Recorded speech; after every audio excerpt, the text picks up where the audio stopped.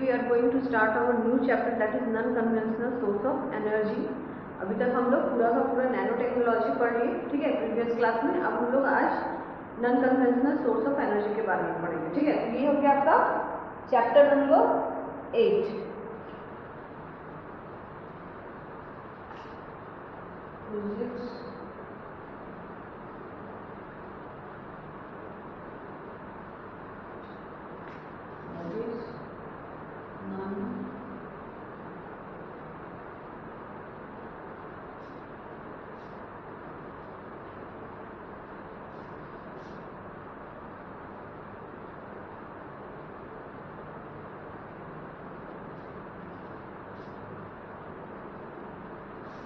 This is your last chapter of second semester diploma, but एक chapter और हम लोगों का बाकी है, दैट इज फाइबर ऑप्टिक्स। तो इसको पढ़ाने के बाद हम फाइबर ऑप्टिक्स आपको पढ़ाएंगे, that is non conventional source of energy. पढ़ाने के बाद एक चैप्टर और फाइबर ऑप्टिक्स, उसके बाद आपका सिलेबस सेकेंड सेम का वीडियो लेक्चर कंप्लीट हो जाएगा।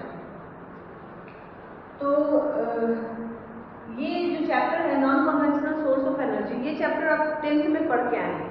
पूरा का पूरा चैप्टर आप सोर्सेज ऑफ एनर्जी या फिर renewable non renewable sources of energy से चैप्टर था आपका 10th में, तो ये आप ऑलरेडी पढ़ चुके हैं। तो non conventional source of energy ज़्यादा चैप्टर में कुछ है नहीं, कि इन्वायरमेंटल के बारे में है थोड़ा, और दूसरा है कि हम किस सोर्स ऑफ एनर्जी को यूज कर रहे हैं, what are the sources of energies which are we using और in which category they are categorized. तो कौन कौन सा कैटेगरी है सोर्स ऑफ एनर्जी का, नॉन कन्वेंशनल है, कन्वेंशनल है, कमर्शियल है, नॉन कमर्शियल है, रिन्यूएबल है, नॉन रिन्यूएबल है। तो किस तरह के एनर्जी सोर्सेज को, टोटल जो एनर्जी सोर्सेज अर्थ पे अवेलेबल है हम लोगों को, तो वो अर्थ पे जो अवेलेबल सोर्स ऑफ एनर्जी है उसको किस कैटेगरी में डिवाइड किए हैं, प्लस उस कैटेगरी का क्या एडवांटेज है, डिसएडवांटेज है, उसको हम कैसे यूज करते हैं, उसको कैसे हम यूज में लाने के लिए कैसे उसका प्रोडक्शन करते हैं, वो पूरा का पूरा ओवरऑल इस चैप्टर में पढ़ना है हमको, ठीक है। तो इसमें non conventional source of energy में आपको पहले तो कैटेगरीज पढ़ना है और दूसरा types of sources of energy पढ़ना है, ठीक है। अब एनर्जी क्या है? एनर्जी एक ऐसा यूनिट है, ऐसा क्वांटिटी है, ठीक है, जो काम करने के लिए चाहिए, ठीक है। वर्क करने के लिए एनर्जी हमें चाहिए, क्योंकि वर्क और एनर्जी का दोनों का यूनिट आपको बताया गया है, सेम है, दैट इज जूल में हम मेजर करते हैं। तो वर्क और एनर्जी क्या है कि एनर्जी को क्या लिखते हैं हम? कैपेसिटी टू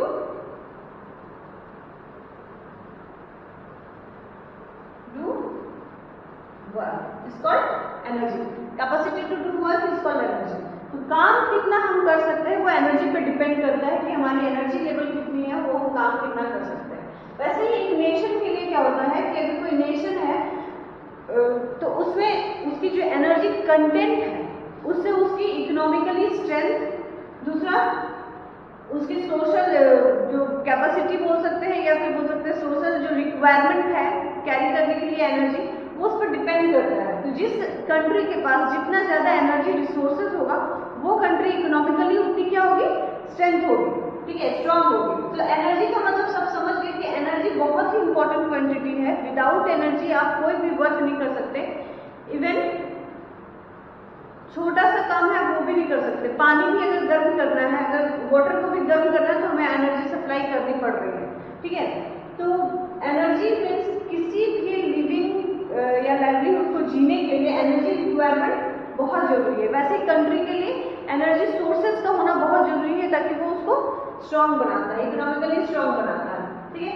तो what are the category in which the energies are divided, पहले इसका हम देख लेते हैं कि क्या क्या हमको सिलेबस में पढ़ना है। तो पहला तो इंट्रोडक्शन पढ़ेंगे हम इसका, इंट्रोडक्शन क्या है, व्हाट आर द एनर्जीज। दूसरा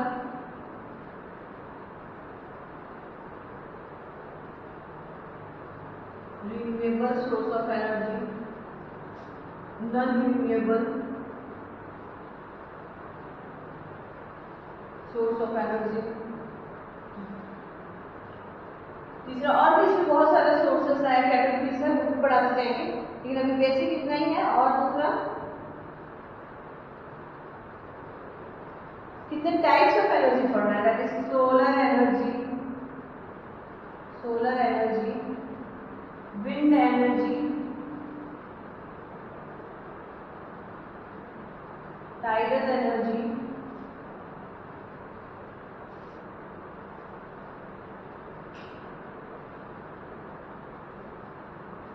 जियोथर्मल एनर्जी,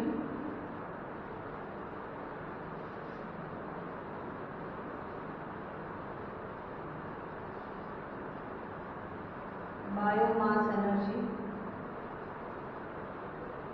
और बहुत सारे एनर्जी होते हैं जैसे nuclear energy.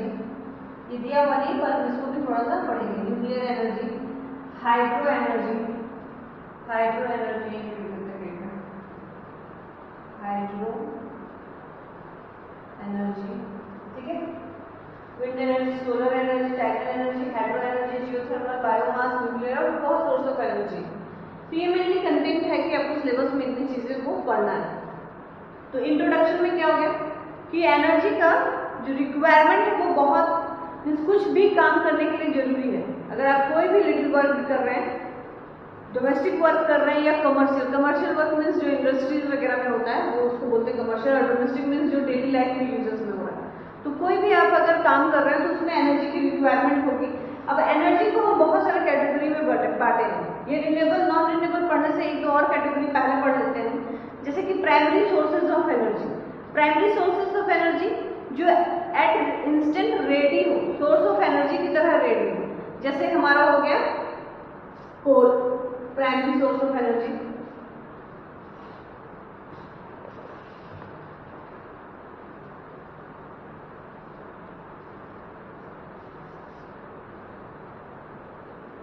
Primary source of energy जो एट इंस्टेंट रेडी हो, एनर्जी का डायरेक्ट सोर्स हो। तो कोल डायरेक्ट बर्न करने का एनर्जी मिलेगा, वुड डायरेक्ट बर्न करने से, गैस, पेट्रोलियम, ठीक है। ये सब कुछ एग्जांपल हो गए जो प्राइमरी सोर्स ऑफ एनर्जी का है। मीन्स एट इंस्टेंट आप इसको बर्न कर रहे हैं, यूज कर रहे हैं तो वो एनर्जी मिल रहा है। लेकिन सेकेंडरी सोर्स ऑफ एनर्जी किसको बोलते हैं? सेकेंडरी सोर्स ऑफ एनर्जी उसको बोलते हैं जो इस प्राइमरी को यूटिलाइज करके उसको बनाया गया है। इस प्राइमरी को यूटिलाइज करके उसको बनाया गया है। जैसे सेकेंडरी में देख रहे हैं, सेकेंडरी सोर्स ऑफ एनर्जी क्या है? Electricity. This is also a type of क्या है? एनर्जी है। इलेक्ट्रिसिटी क्या है? एनर्जी है, क्योंकि ये भी काम कर सकता है। तो इलेक्ट्रिसिटी क्या है? इलेक्ट्रिसिटी हम किसी भी मेथड से बनाए हो, लेकिन उसको पहले हमको बनाना पड़ेगा, तब ये एनर्जी की तरह काम कर सकता है। ये कोल ऑलरेडी नेचर में अवेलेबल है, ये ऑलरेडी अवेलेबल है, ये भी अवेलेबल है, ये भी अवेलेबल है। तो इस तरीके से हम प्राइमरी सोर्स और सेकेंडरी सोर्स को हम अलग अलग कैटेगराइज करते हैं। इलेक्ट्रिसिटी को हम या तो कोल बर्न करके टर्माइट रोटेट करके टर्माइट से फिर हम इलेक्ट्रिसिटी जनरेट करें, या फिर पेट्रोलियम गैस का यूज करें, फिर या फिर वाटर का यूज करें। वाटर भी क्या है? Hydro, that is water. ये भी क्या है? नेचुरली अवेलेबल है, ठीक है। तो इस हाइड्रो इलेक्ट्रिसिटी पावर प्लांट लगा करके हम इलेक्ट्रिसिटी प्रोड्यूस करें, तो ये हो जाता है सेकेंडरी इस तरह की एनर्जी, और ये हो जाता है primary source of energy.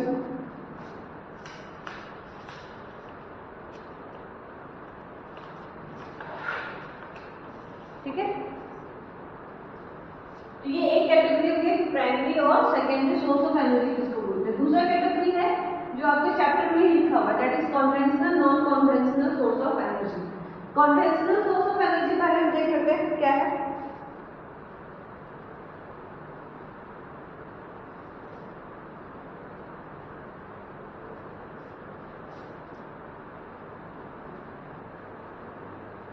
Conventional source of energy और एक है non conventional source of energy. अब आपके चैप्टर में लिखा हुआ है non conventional source of energy, और आप चैप्टर का कंटेंट देख रहे हैं, तो इसमें सारा एनर्जी ऐसा है जो नेचर से मिल रहा है। Solar, wind, tidal, hydro, geothermal, bio, nuclear, ठीक है। तो ये एनर्जी क्या है? नॉन कन्वेंशनल इसलिए इसको बोलते हैं क्योंकि ये एट इंस्टेंट आप इसको यूज नहीं कर सकते। सोलर एनर्जी को आप क्या करेंगे, किसी चीज में स्टोर करेंगे, किसी के थ्रू कन्वर्ट करेंगे, इलेक्ट्रिसिटी में कन्वर्ट करेंगे, विंड को इलेक्ट्रिसिटी में कन्वर्ट करेंगे, टाइडल एनर्जी को इलेक्ट्रिसिटी में कन्वर्ट करेंगे, हाइड्रो एनर्जी को इलेक्ट्रिसिटी में कन्वर्ट करेंगे। तो ये जो सारे एग्जाम्पल है ये क्या है कि नॉन कन्वीनियंट है, कन्वीनियंट नहीं। एट एन इंस्टेंट हम सोलर एनर्जी से इलेक्ट्रिसिटी प्रोड्यूस कर ले, एट एन इंस्टेंट हम विंड अगर बाहर हवाएं बहुत तेज है तो उससे हम क्या करें कि इलेक्ट्रिसिटी प्रोड्यूस कर ले, ऐसा नहीं है। लेकिन हम अगर कन्वेंशनल सोर्स ऑफ एनर्जी की बात करें कि जो कन्वीनियंट है यूज करने में, उसमें कोल हो जाएगा, वुड हो जाएगा, फिर से गैसेस हो जाएंगे जो रेडली अवेलेबल है, ठीक है, नेचुरल गैसेस हो जाएंगे जो रेडली अवेलेबल है एट एन इंस्टेंट यूज करने के लिए, और कन्वीनियंट है, दिस इज कॉल्ड कन्वेंशनल। और जो नॉन कन्वीनियंट होता है that is called non conventional. Solar, wind, tidal, geothermal,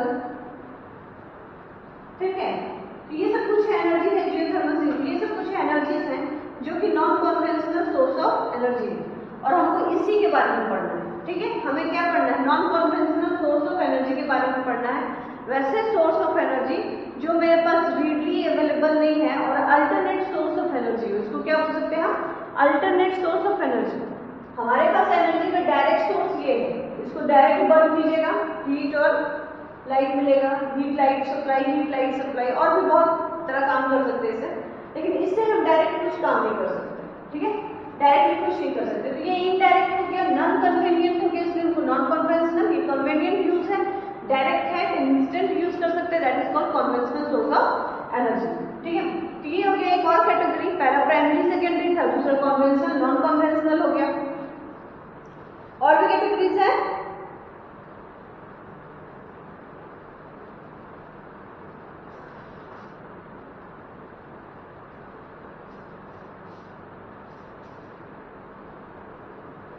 ये बेसिक इंट्रोडक्शन चल रहा है इसका, ठीक है।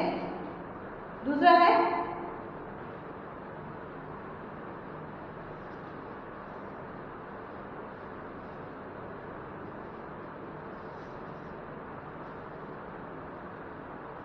दिस इज कॉल्ड, ये एक और होता है कमर्शियल और नॉन कमर्शियल। कमर्शियल मतलब जो हम इंडस्ट्री में यूज कर सकते हैं। इंडस्ट्री में वुड लगाने से कुछ फायदा नहीं होगा, तो इंडस्ट्री में हम कोल यूज करते हैं, इंडस्ट्री में हम पेट्रोलियम यूज करते हैं, इंडस्ट्री में हम गैसेस सिस्टम को यूज करते हैं। और नॉन कमर्शियल जो घर में यूज करते हैं, तो नॉन कमर्शियल में घर, गाँव में या घर में क्या यूज होता है, वुड होता है, किसी किसी घर में वुड से अभी भी खाना बन रहा है, गैस LPG गैस हो गया, फिर आपका कोल हो गया, ठीक है, काउ डंग केक हो गया। तो ये सब कुछ नॉन कमर्शियल और कमर्शियल सोर्सेज ऑफ एनर्जी है, इसको हम लिख देते हैं,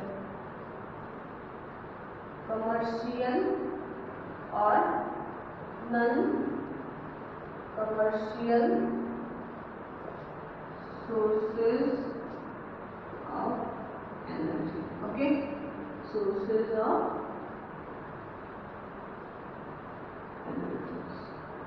यहाँ पे क्या बताएं, नॉन कमर्शियल जो घर में यूज करते हैं, कमर्शियल नहीं है, कोई इंडस्ट्री वगैरह नहीं, डोमेस्टिक लाइफ में, that is coal, wood, cow dung cake और LPG या गैसेस बोल सकते हो उसको।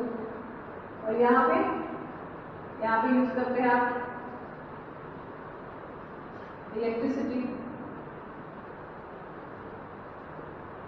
गैस, पेट्रोलियम, कोल, तो ये सब कुछ हम ऊपर यूज करते हैं, कुछ हम नीचे भी यूज कर रहे हैं, ये सब, ठीक है।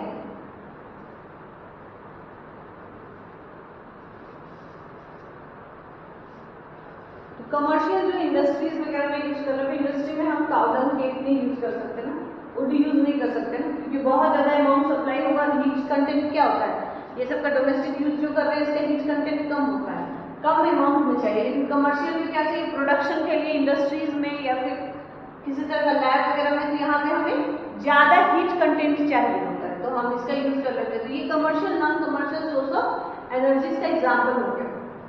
नेक्स्ट आते हैं हम, अब टॉपिक पे ये था, इसका इंट्रोडक्शन, क्योंकि इतने सारे कैटेगरीज में हम इसको डिवाइड किए हैं। ठीक है। अब नेक्स्ट है हमारा renewable source of energy and non renewable source of energy. ये आप 8th स्टैंडर्ड से पढ़ोगे, 8 में पढ़े, फिर 10 में पढ़े, फिर अभी पढ़ रहे हैं। रिन्यूएबल और non renewable source of energy का मतलब क्या होता है? रिन्यूएबल सोर्स ऑफ एनर्जी, और दूसरा हो गया non renewable source of energy. तो रिन्यूएबल सोर्स ऑफ एनर्जी क्या होता है?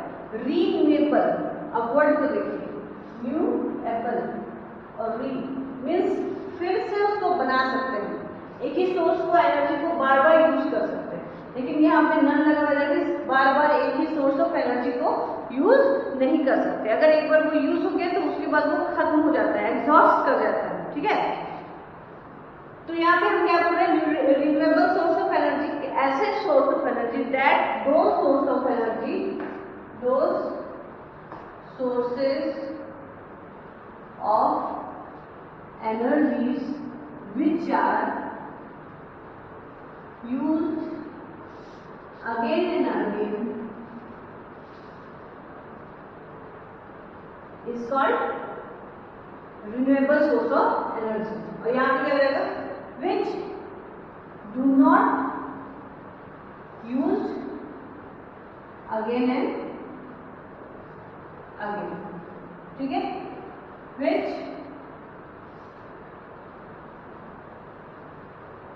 which are used once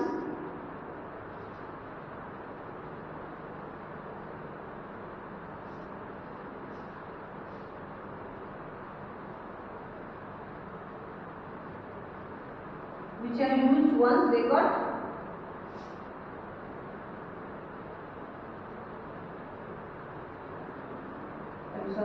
ठीक है। तो ये कुछ सोर्सेस ऑफ एनर्जी है। अब रिन्यूएबल सोर्स ऑफ एनर्जी में क्या एग्जांपल होना चाहिए? कोल को एक बार यूज करेंगे तो वो बार बार यूज नहीं होता, वो खत्म हो जाता है, एक बार यूज करने से वो खत्म हो गया। तो किस में डालेंगे एग्जांपल में? कोल।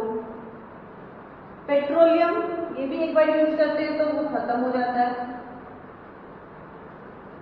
गैसेस, ये भी खत्म हो जाता है। वुड, ये भी खत्म हो जाएगा। और तो जितने डोमेस्टिक में जाना है वो तो हमारा सारा खत्म हो जाएगा, ठीक है। सारा क्या हो रहा है कि एक बार यूज हो गया तो वो एकदम एग्जॉस्ट कर जाएगा, खत्म हो जाएगा। फिर वो नेचर पे डिपेंड करते हैं कि वो फिर अवेलेबल जितने साल में बनता है। कोल को जैसे सब जानते हैं कि मिलियंस ऑफ ईयर्स लगता है उसको बनने में, तो मिलियंस ऑफ ईयर लगेगा उसको फिर बनने में, तब तक आपके पास कोल का सोर्स खत्म हो चुका है। लेकिन रिन्यूएबल सोर्स ऑफ एनर्जी में क्या है कि ये ऐसा सोर्स ऑफ एनर्जी है जो इसके यूज होने पर डिपेंड नहीं कर रहा है। अगर हम उस सोर्स को यूज कर रहे हैं तो वो एग्जॉस्ट नहीं कर रहा है, खत्म नहीं हो रहा है, वो हमको डेली बेसिस पे मिल रहा है या सीजनली बेसिस पे मिल रहा है। जैसे ये सब, ये एग्जांपल किसका है? Non renewable source, renewable source of energy. तो इसमें क्या हो जाएगा? Solar energy, solar energy, wind energy, tidal energy, ठीक है। हाइड्रो मीन्स पानी की एनर्जी, जियोथर्मल, सब एनर्जी को बताएंगे फिर, जियोथर्मल एनर्जी, ठीक है। तो ये सब क्या है कि ये सब कुछ ऐसे सोर्स ऑफ एनर्जी है जो बार बार यूज किया जा सकता है, डेली यूज किया जा सकता है। लेकिन कुछ इसके भी लिमिटेशन है, कुछ इसके भी लिमिटेशन। इसके लिमिटेशन तो पता चल गया कि ये एक बार यूज हो गया तो खत्म हो जाएगा, तो फिर इसको मिलियंस ऑफ ईयर लगेगा बनने में, तब तक आपके पास कोई source of energy non renewable का नहीं रहेगा, वो खत्म होता है, एग्जिस्ट जाता है, यूज पे डिपेंड करता है। लेकिन ये यूज पे डिपेंड नहीं कर रहा है, ये यूज होगा आज सोलर एनर्जी, फिर कल होगा, फिर परसों होगा, ठीक है। विंड भी वैसे ही, हाइड्रो, जियोथर्मल ऐसे ही। लेकिन इसके भी कुछ कंडीशंस है, डिसएडवांटेज है। जैसे इसके डिसएडवांटेज क्या होगा? इसके डिसएडवांटेज है कि किसी दिन क्लाउडी डे रहा तो उस दिन आपको सोलर एनर्जी नहीं मिलेगा, किसी दिन अगर विंड नहीं फ्लो कर रहा है तो उस दिन विंड एनर्जी नहीं मिलेगा। जियोथर्मल एनर्जी का सोर्स जो जियोथर्मल एनर्जी को बताएंगे क्या है। जियो मीन्स हो जाता है अर्थ और थर्मल मीन्स हीट। जो एनर्जी हीट के अंदर, सॉरी अर्थ के अंदर से हीट एनर्जी जो आता है उसको बोलते हैं जियोथर्मल। तो हो सकता है ये भी स्प्रिंग्स क्या ऑफ हो जाए कुछ दिन में यूज होने के बाद। तो कुछ एडवांटेज कुछ डिसएडवांटेज दोनों के हैं, वो भी हम पढ़ेंगे। तो ये अभी कुछ एडवांटेज था, कुछ डिसएडवांटेज था। ये क्या है, रेडली अवेलेबल, जब जलाइए आप, जब इसको बंद कीजिए तब आपके पास एनर्जी होगा। लेकिन यहाँ पे रेडली अवेलेबल नहीं है, इसको आपको कन्वर्ट करना पड़ता है। इसके लिए बहुत सारा सेटअप लगता है कि कन्वर्ट करना है एनर्जी को, लेकिन यहाँ पे कोई सेटअप नहीं लगता है, ठीक है। तीन रिन्यूएबल और non renewable source of energy based है। एक करके हम क्या पढ़ेंगे, एडवांटेज और डिसएडवांटेज पढ़ेंगे। Renewable means those source of energy which are used again and again और which are renewed again and again, बार बार मिलता है। नॉन रिन्यूएबल मींस वो which are used once again they get exhausted, खत्म हो जाता है और फिर से उसको बनने में मिलियंस ऑफ ईयर्स लगेगा। तो मिलियंस ऑफ ईयर्स लगने के बाद ये फिर रेडली अवेलेबल हमको नहीं मिल रहा है, ठीक है। ये क्या होता है, ये खत्म होता है, ये खत्म नहीं होता है। दूसरा और भी बहुत सारे एडवांटेज डिसएडवांटेज है रिन्यूएबल और नॉन रिन्यूएबल का डेफिनेशन इतना होता है, ठीक है।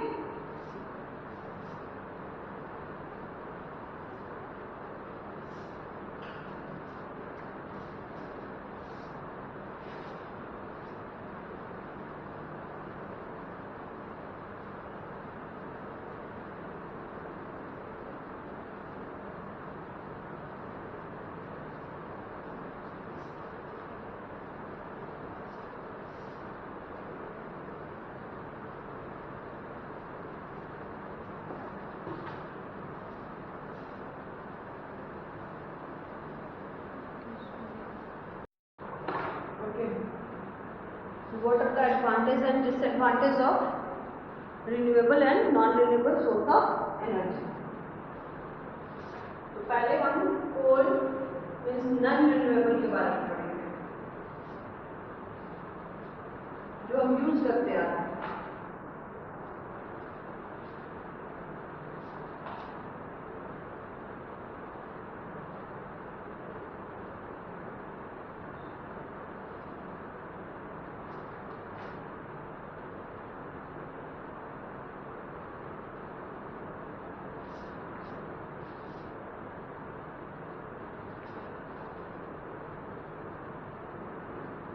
Renewable source of energy.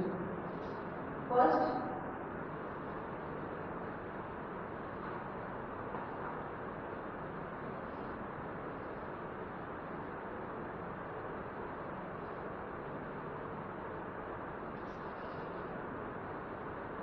it is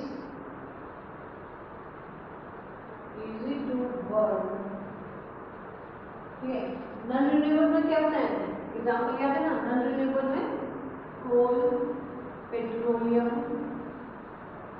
gases, wood, जो डायरेक्ट सोर्स ऑफ एनर्जी है, burn, it is easy to burn, ठीक है, कहीं पे भी it is easy to burn whether in home और इन फैक्ट्रीज और इंडस्ट्री। दूसरा है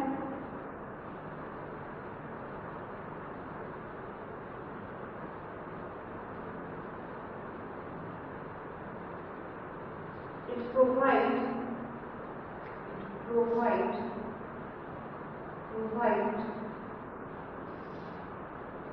more energy per unit, ठीक है, क्योंकि बर्निंग के बाद इसका जो एनर्जी पर यूनिट बर्न करने के बाद एनर्जी वैल्यू जो मिलता है वो ज़्यादा है in comparison to renewable source of energy.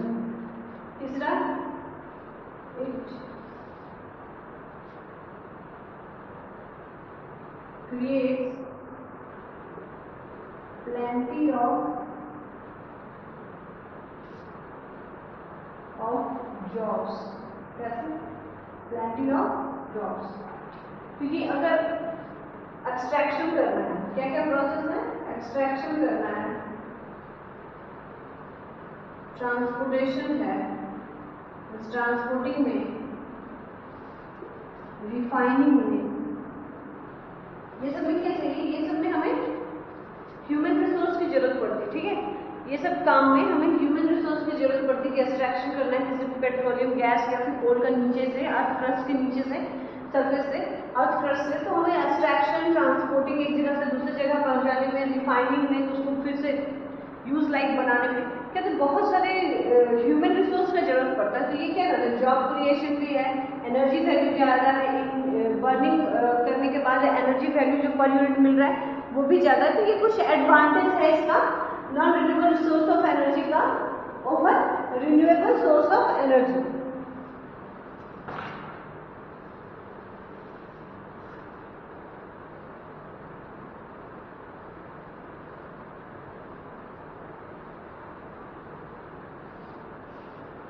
Profit भी है इसमें, क्या है, इट हैज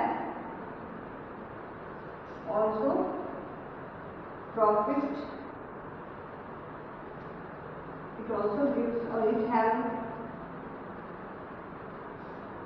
कैसे, अगर आप किसी तरह का इसका इंडस्ट्री सेटअप कर रहे हैं, पाइपलाइंस बना रहे हैं, तो वो उसमें क्या होता है कि आपको प्रॉफिट होता है कि अगर इंडस्ट्री बना रहे हैं, वर्कर्स को रख रहे हैं, तो जो एक्सपोर्ट कर रहे हैं बाहर नेशन में एक्सपोर्ट कर रहे हैं, वो तो ज़्यादा है आपका प्राइस, तो आपको क्या होता है उसमें प्रॉफिट भी कंटेंट आप कर सकते हैं। तो ये कुछ एडवांटेज है इसका, और डिसएडवांटेज क्या है इसके देखते हैं। ये कुछ एडवांटेज हो गया non renewable source of energy over renewable source of energy. तो नॉन रिन्यूएबल में क्या क्या था, पेट्रोलियम, कोल, गैसेस और जो भी हम रेडली अवेलेबल है हमारे पास, ठीक है।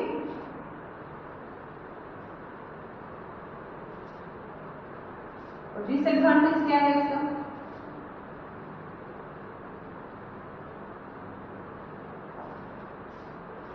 डिसएडवांटेज तो बहुत है, सबको पता है, ठीक है। डिसएडवांटेज क्या है ये सबको इसलिए पता है क्योंकि आप सुन रहे होंगे कि ग्लोबल वार्मिंग एक कंडीशन जो भी बहुत सारे कारणों का, बहुत सारे चेंजेस का कारण बन रहा है, ठीक है। ग्लोबल वार्मिंग जो भी टॉपिक है वो क्या है कि आपकी जो अर्थ सिस्टम है, हमारा जो अर्थ सिस्टम है वो हीट अप हो रहा है, उसके टेम्परेचर में इंक्रीमेंट हो रहा है, ठीक है। तो टेम्परेचर इंक्रीमेंट क्यों हो रहा है, किस वजह से हो रहा है, टेम्परेचर इंक्रीमेंट CO2 मेनली क्या है, कार्बन डाइऑक्साइड की वजह से होता है। और ये कार्बन डाइऑक्साइड कब निकलता है, जब जो कार्बन कंटेनिंग मटेरियल है, जो अभी बताएंगे, ये कार्बन, इसमें सारे में कार्बन है, तो ये कार्बन कंटेनिंग मटेरियल जब ऑक्सीजन के हेल्प से बर्न होता है तो ऑक्सीजन और कार्बन मिला के CO2 बनाता है। ये CO2 हमारे एटमॉस्फेयर में रिलीज होता है और ये वहां पर जाकर के जो रेडिएशन है उसको ट्रैप करके रखता है, ठीक है, उसको बाहर नहीं जाने देता है। तो जब रेडिएशन अर्थ क्रस्ट में ही रह जाएगा, एटमॉस्फेयर में ही रह जाएगा, तो टेम्परेचर क्या होगा, अर्थ का बढ़ जाएगा। इसकी वजह से दो तीन जो साइड इफेक्ट्स है इसके, बहुत ज्यादा डिजास्टर्स साइड इफेक्ट जिसको बोल सकते हैं, वो आपका सामने आ, जैसे सीजन्स में चेंजिंग, आप सीजन्स में देख रहे होंगे कि सीजन्स जो कभी बारिश कब होना है, कब हो रहा है, ठंडा कब पड़ना है, गर्मी कब पड़ रहा है, तो ये जो सीजन वेदर में चेंजिंग हो रहा है, ये हो रहा है इसकी वजह से। ग्लेशियर्स बहुत सारे पिघल रहे हैं, वाटर लेवल, सी लेवल बढ़ रहा है अर्थ का। दूसरा है कि CO2 की वजह से जो ऑक्सीजन लेवल है अर्थ पे वो घट रहा है, क्योंकि वो कार्बन के साथ मिक्स होकर के CO2 बना रहा है, फ्रेश ऑक्सीजन की कमी हो रही है। उसकी वजह से जो लिवलीहुड है, मीन्स एनिमल्स, प्लांट, जो भी लिविंग बींग्स हैं, वो सबको क्या हो रहा है कि वो सबको किसी न किसी तरह का डैमेज हो रहा है, in the sense means breathing system में, एक्वेटिक लाइफ में। तो ये सब क्या हो रहा है कि ये सब का कारण बन जा रहा है इसका बर्निंग। तो ये बर्न करेगा, ये कार्बन रिलीज करेगा, कार्बन और ऑक्सीजन जब भी ये मिलेगा तो ये CO2 बना देगा, और ये CO2 सीधा ग्लोबल वार्मिंग कर रहा है, ठीक है। तो ये बहुत बड़ा इशू है अभी के इन्वायरमेंट को लेकर के कि इस ग्लोबल वार्मिंग को रिड्यूस कैसे किया जाए। इसलिए आपको ये चैप्टर में इंक्लूड किया गया है कि ये चैप्टर में आप नॉन रिन्यूएबल से ज्यादा रिन्यूएबल को पढ़ रहे हैं ना। ये क्या है, ये सब रिन्यूएबल सोर्स ऑफ एनर्जी, ये सारे रिन्यूएबल सोर्स ऑफ एनर्जी। तो इस चैप्टर में आपको नॉन रिन्यूएबल मेनली बताया जा रहा है, लेकिन इसमें समझना है इसके यूज को, ताकि हम ज्यादा से ज्यादा यूज किसको करें, रिन्यूएबल सोर्स को, एनर्जी को यूज करें, जो ग्लोबल वार्मिंग से या फिर ओजोन लेयर डिप्लेशन से, ये सबसे हमें बचा सके, ठीक है। और दूसरा है कि ये जो एनर्जी है, non renewable source of energy है, ये मेरे पास स्टॉक में है। ये स्टॉक एक बार जब खाली होगा उसके बाद ये आपके पास अवेलेबल नहीं होगा, ठीक है। तो आप इन फ्यूचर बोल सकते हैं कि इस सेंचुरी में, 21 सेंचुरी में, कि आप इसके बीतने के बाद कोल, पेट्रोलियम हो सकता है कि देखने को भी ना मिले, इन फ्यूचर जनरेशन वाले को देखने को भी ना मिले, क्योंकि जिस हिसाब से इसका यूज हो रहा है इस हिसाब से ये बहुत जल्दी एग्जॉस्ट कर जाएगा, ठीक है। तो इसलिए हम अभी इसका डिसएडवांटेज पढ़ने जा रहे हैं जो बहुत ज्यादा ही है। तो पहला है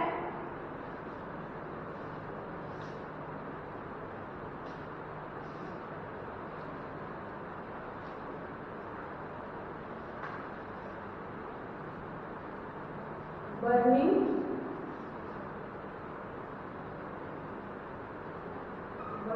of fuels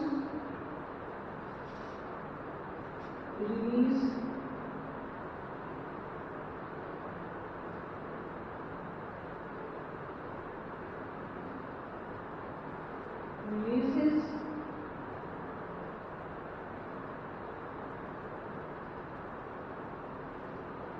large amount of carbon which when combined with oxygen and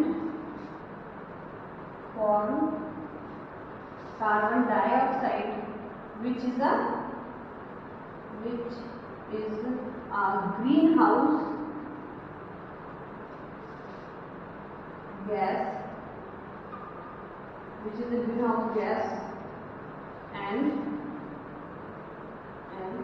further increases the CO2 level in atmosphere, which leads to the raising of earth temperature, ठीक है।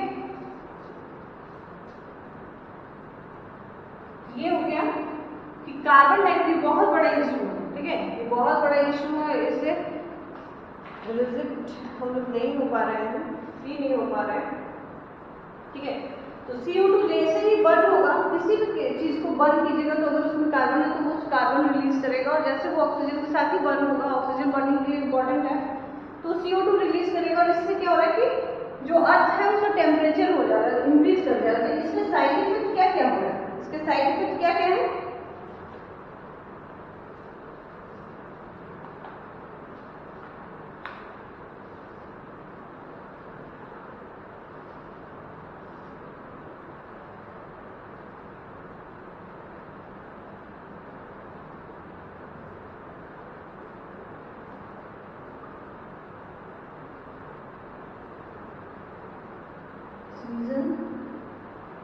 changing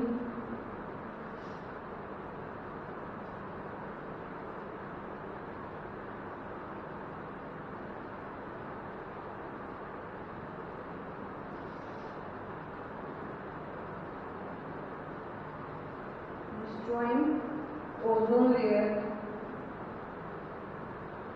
ठीक है। ओजोन लेयर भी आप जान रहे हैं कि ओजोन लेयर क्या है। ओजोन लेयर O3 का एक एटमॉस्फेयर है, ठीक है। O3 का एक एटमॉस्फेयर है जिसको बोलते हैं ओजोन। अगर 3 ऑक्सीजन का मॉलिक्यूल एक साथ मिला हो तो उसको बोलते हैं ओजोन। कि ओजोन लेयर हमारे एटमॉस्फेयर को प्रोटेक्ट करता है यूवी रेज या फिर हार्मफुल रेज को अंदर आने से। अगर इसमें डिप्रेशन की वजह से, डिप्रेशन मीन्स ठीक है चेंजिंग हो रहा है, डिप्रेशन लेयर हो रहा है, लेयर को मीन्स पतला हो रहा है, थिन हो रहा है, या होल्स क्रिएट हो रहा है। तो जैसे ही होल्स क्रिएट होगा या फिर डिप्रेशन पतला हो जाएगा, तो ये CO2 के कारण हो रहा है। और ये जब पतला होगा तो क्या होगा कि जो यूवी रेज है या harmful radiation, radiation is the main part of the universe और सन या सोलर सिस्टम आप बोल सकते हैं। तो जो रेडिएशन है, हार्मफुल रेडिएशन है, वो अर्थ एटमॉस्फेयर में इंटर करेगा, वो हमारे तक इंटर करेगा, और वो स्किन डिजीजेस, बहुत तरह के डिजीजेस कर सकता है। तो वो भी डिस्ट्रॉय कर रहा है, ओजोन लेयर डिस्ट्रॉय कर रहा है, सीजन चेंज कर रहा है, और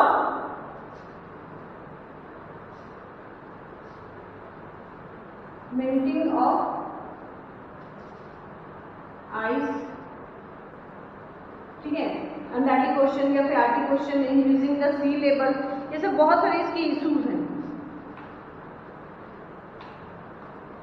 और एक और इसका इंपॉर्टेंट है कि ये कार्बन बर्न करता है, तो बहुत सारा तरह का ये पहला डिसएडवांटेज है, ठीक है। तो ये पहला डिसएडवांटेज समझ में आ गया। दूसरा डिसएडवांटेज है कि जब भी ये carbon burn fossil fuels burn होते हैं तो ये क्या होता है कि ये हमारा ऑक्साइड एक तरह का रिलीज करता है, सल्फर ऑक्साइड। आप एसिड रेन के बारे में भी सुने होंगे। एसिड रेन क्या होता है?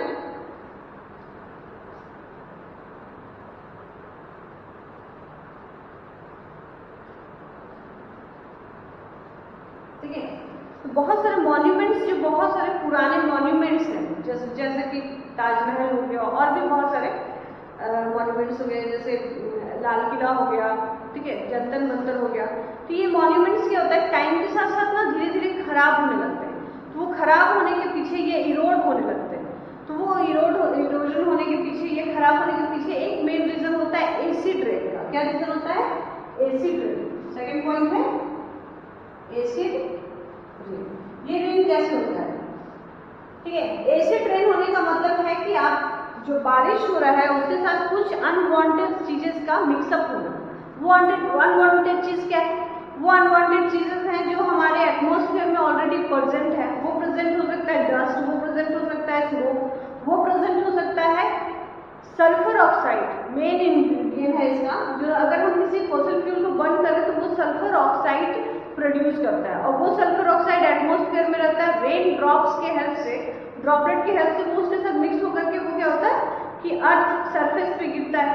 अर्थ की सॉइल, मॉन्यूमेंट सबको खराब करता है। सॉइल की फर्टिलिटी को खराब करता है, मॉन्यूमेंट्स को इरोड कर देता है, स्टैच्यूज को खराब कर रहा है।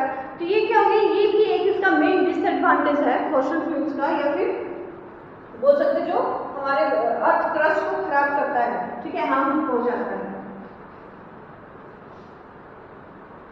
दैट इज सल्फर, या फिर लिख सकते हैं इसको rain mixing with sulphur oxide which is already present in atmosphere due to burning of fuels, okay, due to burning of fuels। तो ये कुछ हार्मफुल इफेक्ट हैं इसके। पहला तो हार्मफुल इफेक्ट आप समझ गए कि ग्लोबल वार्मिंग कर रहा है। दूसरा हार्मफुल इफेक्ट है कि एसिड रेन भी बना रहा है, ठीक है। जैसे सल्फर रिलीज होगा एटमॉस्फेयर में, ऑक्सीजन के साथ वो रिएक्ट करके सल्फर ऑक्साइड बना लेगा, फिर रेन के साथ रिएक्ट करके वो एसिड रेन बना लेगा, और ये acid rain it is harmful for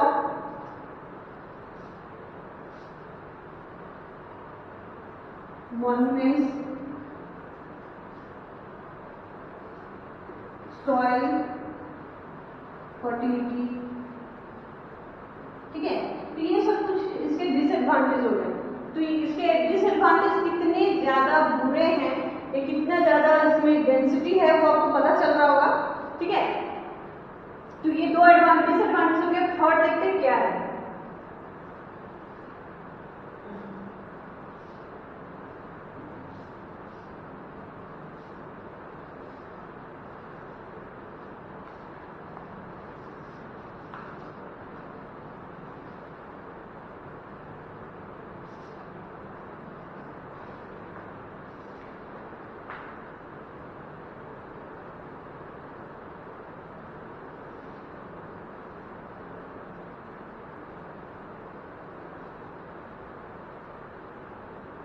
third है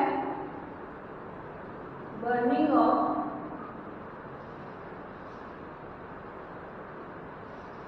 फ्यूल्स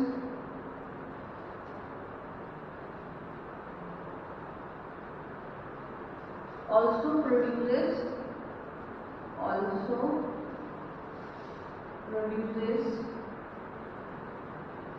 कार्बन मोनोऑक्साइड। ये भी नाम सुने होंगे। कार्बन मोनोऑक्साइड क्या होता है? जब कार्बन सिर्फ एक ऑक्सीजन के मॉलिक्यूल के साथ, मतलब कुछ और हो इसके साथ कुछ और मटेरियल हो, हाइड्रोजन हो, ये क्या बना लेगा? C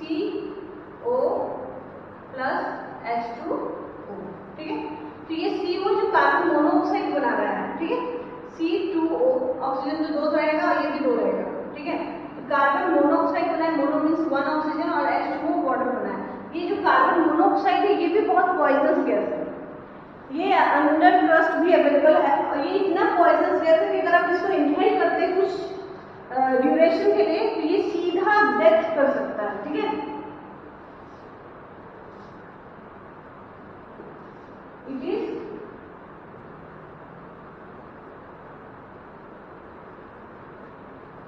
dangerous to human and other animals and can cause respiratory disorders or problems which leads to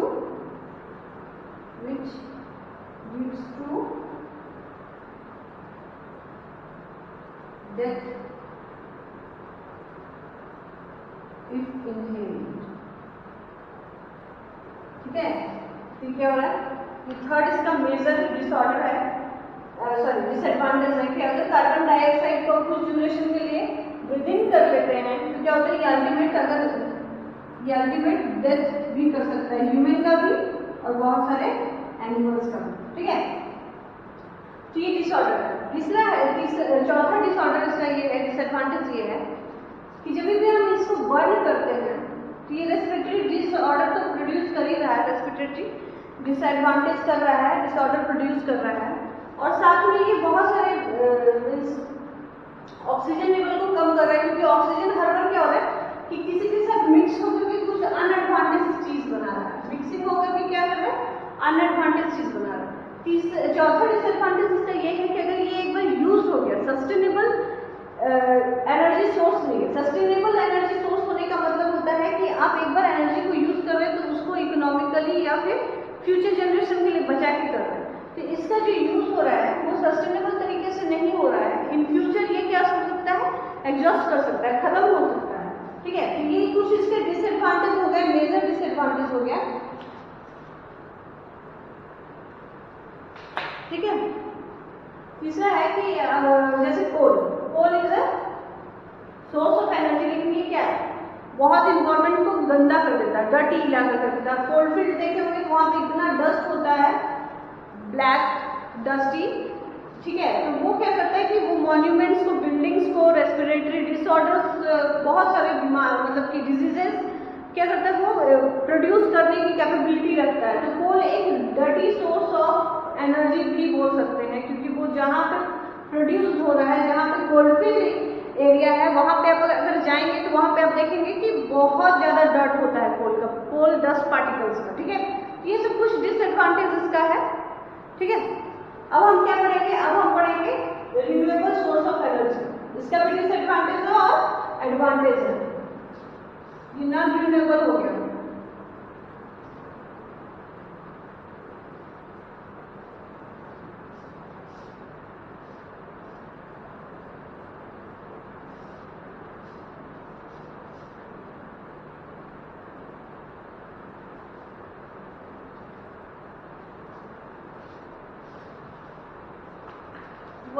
what are the renewable source of energy के एडवांटेज वाले पढ़ते हैं। Is of renewable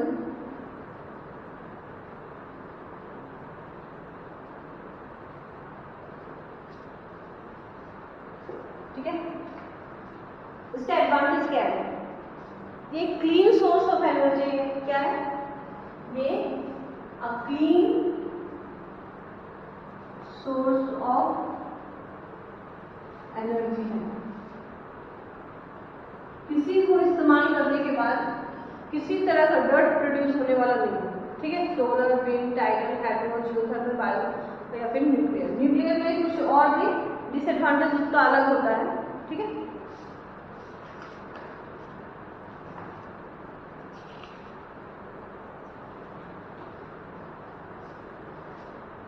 second advantage क्या है, multiple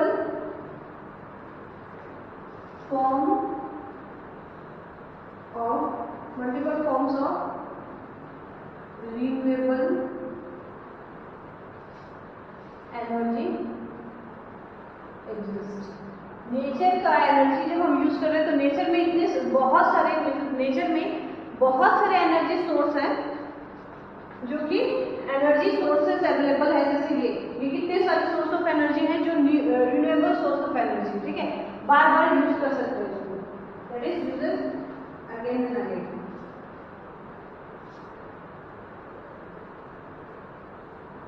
it is safe, abundant source of energy, ठीक है।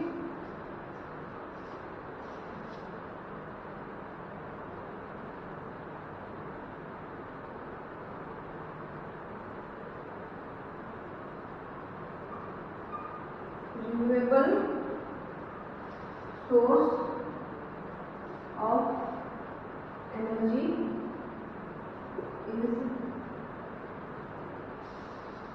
used again and again, जो definition ही था इसका। तो it is safe and abundant means आपके पास बहुत इसके आपकी स्टोरेज की कोई टेंशन नहीं लेनी है, क्योंकि ये हर दिन हर सीजन में अवेलेबल होगा आपको। तो ये क्या है कि नेचर के थ्रू से प्रोवाइडेड एनर्जी, वो भी नेचर के थ्रू से प्रोवाइडेड एनर्जी ही है, वो कोई कोल घर में नहीं बना सकता, नेचर में ही बन रहा है, लेकिन उसमें क्या हो रहा है, मिलियंस ऑफ ईयर लग रहा है, डेली बेसिस पे अवेलेबल नहीं है। ये जो एनर्जीज है वो डेली बेसिस पे अवेलेबल है, ठीक है। उसको मिलियंस ऑफ ईयर अर्थ के अंदर वो बन रहा बहुत सालों तक, तो वो फॉसिल फ्यूल्स के रूप में आपको मिला।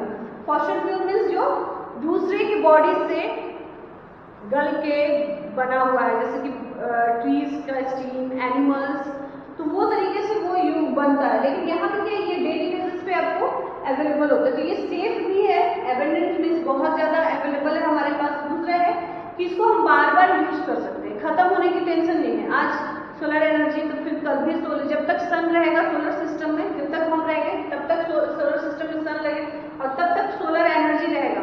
और सोलर एनर्जी रहेगा तो वही सोर्स है विंड का, वही सोर्स है आपके टाइडल का, हाइड्रो, जियोथर्मल, बायो, जितने भी सोर्स ऑफ एनर्जी हैं, जितने भी सोर्स ऑफ एनर्जी, उन सब का सोर्स क्या है, सन है, ठीक है।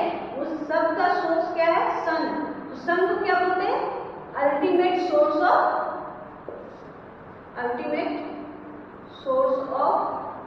एनर्जी, ठीक है। बताएंगे कैसे है अल्टीमेट सोर्स ऑफ एनर्जी, जैसे जैसे हम एनर्जी बढ़ाने लगेंगे वैसे वैसे हम बताएंगे कि वो सन से कैसे रिलेटेड है, ठीक है। विंड, अगर हवा है तो वो भी सोलर पे डिपेंड है, क्योंकि प्रेशर लो हाई ये सन के हेल्प से ही हो रहा है। कहीं पे जो हवा है बहुत गर्म हो गया तो प्रेशर क्या हो रहा है, बहुत ज्यादा एग्जिस्ट करेगा, लाइट एयर ऊपर जाएगा, प्रेशर बढ़ा, प्रेशर घटा, वहां पे हवा उस जगह को ऑक्यूपाई करेगा, तो उसकी वजह से low pressure area, high pressure area बनने की वजह से विंड एनर्जी बनता है। सेम टाइडल एनर्जी का भी वही है कि जो टाइड्स आते हैं वो सन और मून के मूवमेंट्स पे डिपेंड करते हैं, सॉरी मून के मूवमेंट पे, मून का मूवमेंट सन पे डिपेंड करता है। Hydro energy means water supply, water is the main, water जो है वो मेन तो सन पे डिपेंड कर रहा है कि अगर आपको पानी चाहिए, इवेपोरेशन होना बहुत जरूरी है, ठीक है। जियोथर्मल भी बताएंगे कैसे। तो ये सारे सोर्सेज को, जो सारे सोर्स ऑफ एनर्जी, उन सारे सोर्सेज का भी सोर्स क्या है, सन है, इसलिए बोलते हैं इसको अल्टीमेट सोर्स ऑफ एनर्जी। कि कुछ एडवांटेज हो गया इसका, कि एडवांटेज है कि क्लीन, सेफ, एबंडेंट है, नेचुरली अवेलेबल है, बहुत सारे फॉर्म में अवेलेबल है, अगेन एंड अगेन यूज कर सकते हैं, साफ सुथरा है, किसी तरह का दिक्कत नहीं। लेकिन इसका कुछ डिसएडवांटेज भी है, ठीक है। इसके डिसएडवांटेज क्या है वो हम देखते हैं। ये हो गया इसका एडवांटेज, और भी बहुत सारे एडवांटेज है कि ये आपको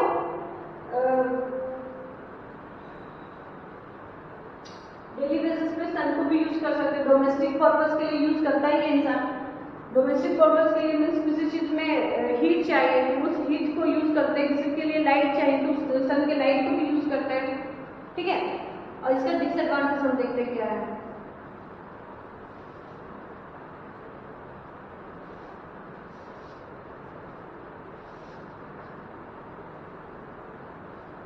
What are the disadvantages of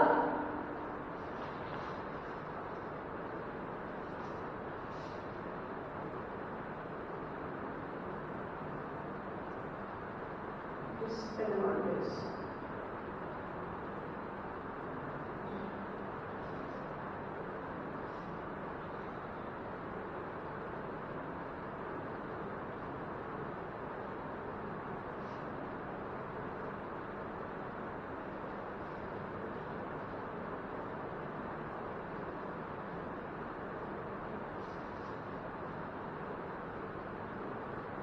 not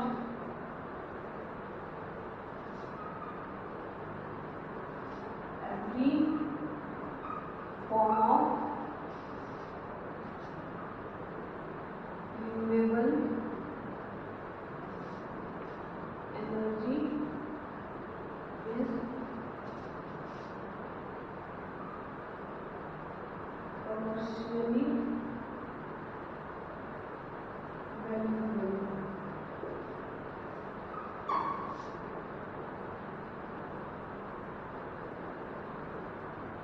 Many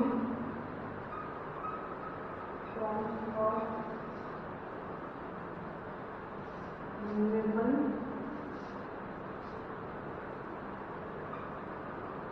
energy are location based.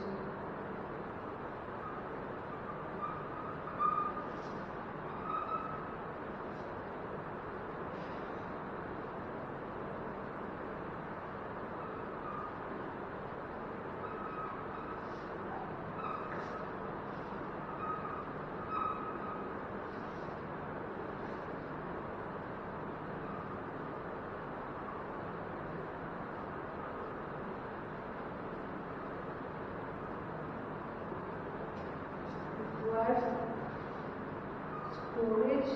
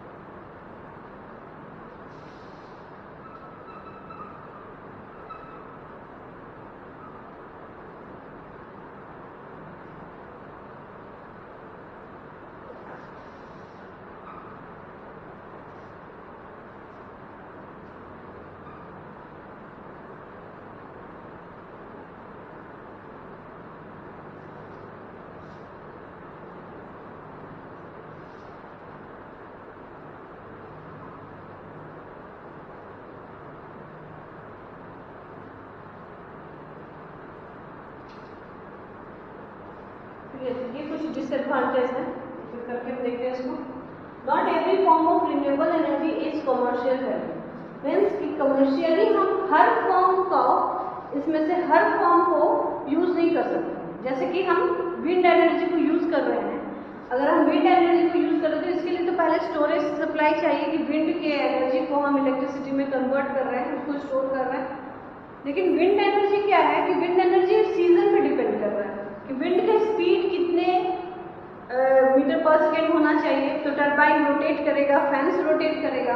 तो इसमें क्या कि कुछ सोर्सेज ऑफ एनर्जी को हम छोड़ करके बाकी बात को हम कमर्शियली अवेलेबल नहीं कर सकते, मीन्स इंडस्ट्रीज में यूज नहीं कर सकते हैं, किसी तरह के इंडस्ट्रीज में यूज नहीं कर सकते। ठीक है, many form of renewable energies are location based. हाँ, जैसे solar energy, wind energy, tidal energy, सब क्या है, लोकेशन बेस्ड है। अब हम सोलर एनर्जी को आप जहाँ पे रीजन बहुत ठंडा है या फिर जो जहाँ पे बारिश का मौसम ज्यादा होता हो जिस रीजन में, उस रीजन में हम सोलर एनर्जी का पैनल्स को नहीं लगा सकते, हम वहाँ पे सोलर एनर्जी को यूज में नहीं ला सकते। सोलर एनर्जी के लिए हमको राजस्थान का एनर्जी को, मतलब वहाँ के सनलाइट को यूज करना पड़ेगा, क्योंकि जहाँ पे टेम्परेचर ज्यादा होगा, जहाँ पे सोलर की एनर्जी ज्यादा होगी, सन की एनर्जी ज्यादा होगी, तो उस लोकेशन पे हम सन की एनर्जी को यूज करेंगे। विंड एनर्जी में सेम थिंग है कि विंड एनर्जी में हम हर जगह पे विंड पैनल्स को या विंड फॉर्म नहीं बना सकते। विंड फॉर्म बनाएंगे अगर हम हर जगह, तो कहीं पे हवा का स्पीड उतने स्पीड है ही नहीं कि जो उसके फैंस के ब्लेड को वो रोटेट करे, और फैंस का ब्लेड रोटेट नहीं करेगा तो टरबाइन रोटेट नहीं करेगा, आगे हम बढ़ेंगे इसमें। तो ये टाइडल एनर्जी, टाइडल्स क्या है, ओशन के पास ही आपको मिलेगा जहाँ पे टाइड्स बन सके। दूसरा है ये जियोथर्मल, जियोथर्मल वही उसी जगह पे बनेगा जहाँ पे स्प्रिंग्स अवेलेबल है, हॉट स्प्रिंग्स अवेलेबल है, वाटर हॉट स्प्रिंग्स को बोलते हैं। जो जियो मीन्स अर्थ बताएं, thermal means energy, heat energy बताएं। तो जहाँ कुछ ऐसे अर्थ ट्रस्ट में जगह है जहाँ पे हमेशा गर्म पानी आता है, स्टीम के रूप में वाटर वेपर आता है और पानी उबलता रहता है, तो उस हीट को यूज करते हैं। तो हर जगह ये भी अवेलेबल नहीं होगा, तो मीन्स क्या ये लोकेशन बेस्ड है, लोकेलिटी इस पर डिपेंड कर रहा है। हर जगह हम अवेलेबल नहीं कर सकते इसको, हर जगह हमको मिलेगा नहीं, तो इसकी लोकेशन पे जाकर के तब हम इसको सेटअप करके फॉर्म बना करके तब उसको स्टोर करके तब अवेलेबल यूज कर सकते हैं। दूसरा है many forms of renewable energy required storage capability. सही है कि सोलर एनर्जी को हम इलेक्ट्रिसिटी में कन्वर्ट करेंगे, विंड को हम इलेक्ट्रिसिटी में कन्वर्ट करेंगे, टाइडल एनर्जी को इलेक्ट्रिसिटी में कन्वर्ट करेंगे, सबको हम इलेक्ट्रिसिटी में कन्वर्ट करेंगे। कन्वर्जन करना पड़ेगा, डायरेक्ट यूज हम नहीं कर सकते इसका। स्टोरेज के लिए कैपेसिटी चाहिए इतना कि स्टोरेज के लिए हमको उसको स्टोर करके रखना है। दूसरा है कि some form of renewable energy requires a massive amount of space, जैसे विंड फार्म बनाने के लिए मुझे बहुत ज्यादा लैंड का हेक्टेयर्स ऑफ लैंड चाहिए। सोलर पैनल्स लगाने के लिए भी हेक्टेयर्स ऑफ लैंड चाहिए, अगर आप पैनल्स लगा रहे ऐसे, वरना ये तो इस पे भी लगता है, मीन्स जो रूफ है घर का उस पर भी लगता है, पर वहां पे उतने आप इंडस्ट्रियल पर्पज के लिए नहीं लगा सकते, उतने अमाउंट में नहीं लगा सकते।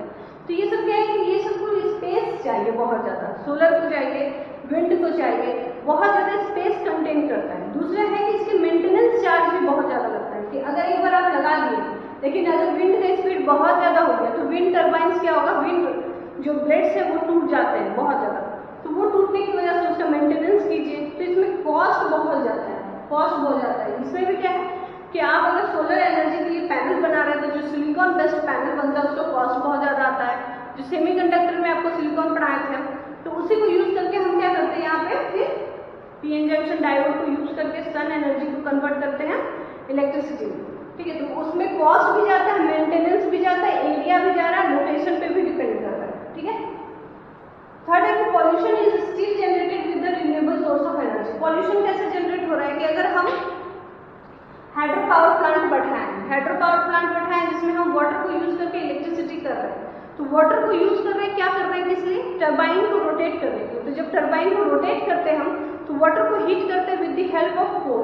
तो जब कोल को बर्न ही करेंगे हम, तो क्या हो रहा है कि CO2 रिलीज हो रहा है। तो कुछ चीज में क्या हो रहा है कि पॉल्यूशन क्रिएट कर रहा है, लेकिन सारी चीजों में नहीं, कुछ चीजों में। In comparison to non renewable source of energy कम पॉल्यूशन क्रिएट करता है, कुछ करता है, लेकिन ये लोकेशन पे, स्पेस पे, कैपेसिटी पे बहुत ज्यादा डिपेंड कर रहा है। मेंटेनेंस चार्ज भी इसका ज्यादा है। जब आप एक बार फार्म लगाएंगे तो फार्म लगाने में इसका जो इंफ्रास्ट्रक्चर है वो भी कॉस्ट बहुत ज्यादा आता है, लेकिन बीच बीच में आपको मेंटेनेंस करना पड़ेगा इसको, क्योंकि ये विंड क्या है, इसमें जनरली बहुत स्पीड होने की वजह से ब्लेड्स क्या होता है, टूट जाता है। सिलिकॉन में, सोलर सिस्टम में भी वही होता है कि अगर और दूसरा है कि ये सीजन पे डिपेंड कर रहा है। सनी डे है तो आराम से मिलेगा, लेकिन अगर कुछ दिन से मौसम या रेनी डेज में, रेनी सीजन में मिलने क्या होता है, दिक्कत होता है कि सन एनर्जी कुछ दिन के लिए आपको नहीं मिलेगा। तो कुछ डिसएडवांटेज इसके भी हैं, कुछ एडवांटेज इसके भी हैं, लेकिन कहना इतना है कि सिर्फ रिन्यूएबल सोर्स ऑफ एनर्जी या non renewable source of energy पे डिपेंड होकर के हम जो लिवलीहुड है उसको कैरी नहीं कर सकते। लेकिन जितना ज्यादा पॉल्यूशन हो रहा है non renewable source of energy को लेकर के, तो अगर हम non renewable to renewable source of energy की तरफ मूव करते हैं, तो जो ग्लोबल वार्मिंग का कॉन्सेप्ट आ रहा है इससे कि ग्लोबल वार्मिंग हो रहा है, ओजोन लेयर डिप्लेट हो रहा है, ब्रीदिंग सिस्टम में प्रॉब्लम आ रहा है, तो वो कुछ क्या होगा कि डिजीजेस में कुछ तरह का रिडक्शन हो सकता है। ठीक है, तो ये ओवरऑल एडवांटेज डिसएडवांटेज दोनों केसेस का हो गया, रिन्यूएबल और non renewable source of energy का। अब हम कल से पढ़ेंगे, दैट इज ये solar system, wind energy, tidal energy, कल से कैरी करेंगे इसको। ठीक है, तो आज पूरा का पूरा इंट्रोडक्शन कि कितने सोर्सेज ऑफ एनर्जी पढ़े, that is primary source, secondary source, commercial, non commercial, conventional, non conventional, renewable, non renewable और इसके एडवांटेज और डिसएडवांटेज। ठीक है, और कल कैरी करेंगे फिर हम ये सारे टॉपिक्स।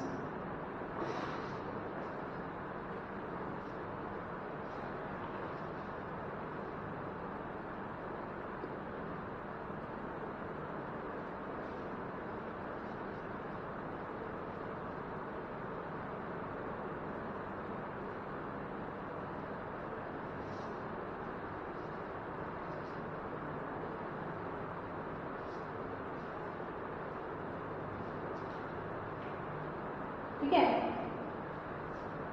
Thank you.